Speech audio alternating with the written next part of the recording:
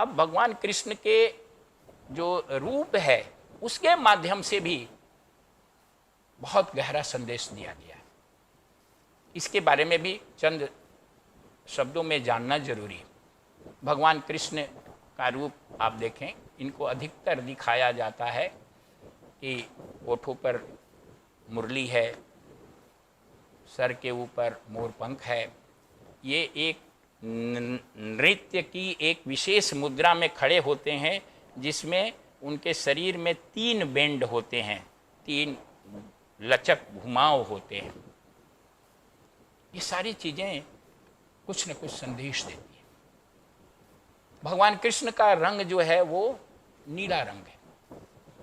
नीला रंग चेतना के व्यापकता, विस्तार, अनंतता का परिचायक है। ब्रह्मांडीय चेतना, अनंत चेतना का परिचायक उनका नीला वर्ण है। उनके हाथों में मुरली है जो उसको वो अपने अधरों से लगाए रखते हैं। भगवान कृष्ण ये जो मुरली है हमेशा प्रेम से अधरों पर लटकाए रखते हैं, लगाए रखते हैं।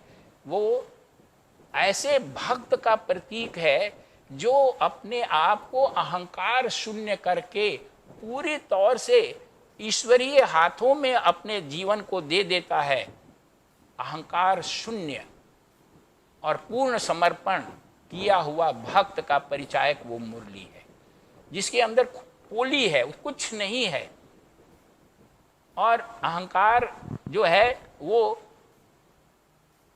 भरा हुआ रहता है कलमश से, अनेक प्रकार के दोष दुर्गुणों से।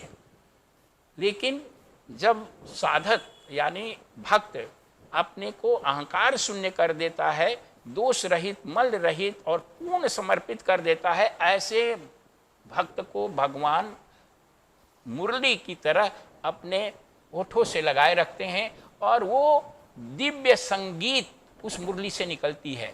यानी उस व्यक्तित्व के माध्यम से दिव्य संगीत के रूप में दिव्य क्रियाएं प्रकट होने लगती हैं। ऐसा साधक ईश्वर के हाथ में मुरली बन जाता है और उसके व्यक्तित्व के माध्यम से मानवता के कल्याण के लिए दिव्य क्रियाएं होने लगती हैं।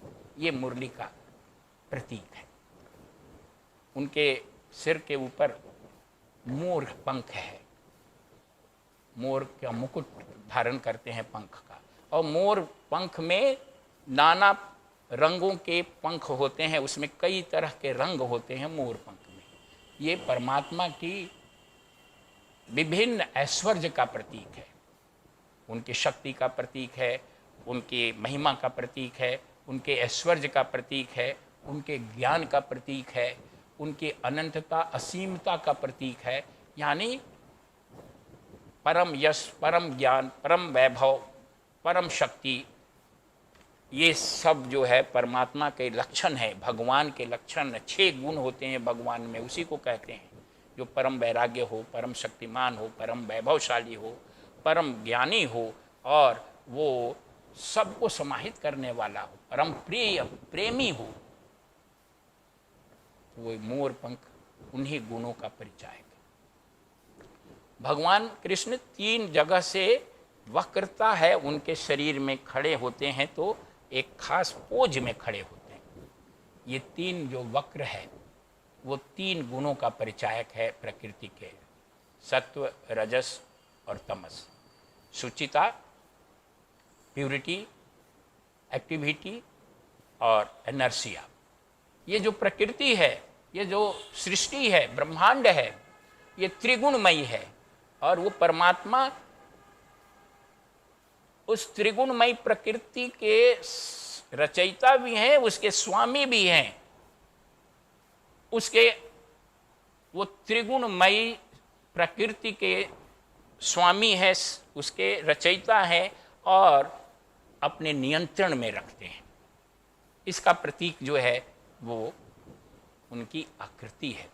भगवान कृष्ण जो हैं वो, उनको याद करने के लिए वो गोपाल कहलाते हैं, गायों का दूध निकालते हैं। उपनिषदों को गाय माना जाता है। विभिन्न उपनिषद हैं, उनमें से ज्ञान रूपी दूध निकालने वाले कृष्ण हैं। गाय चाहे कोई भी हो, काली हो, लाल हो, सफ़ेद हो, उन सब से दूध सफ़ेद ही निकलता है।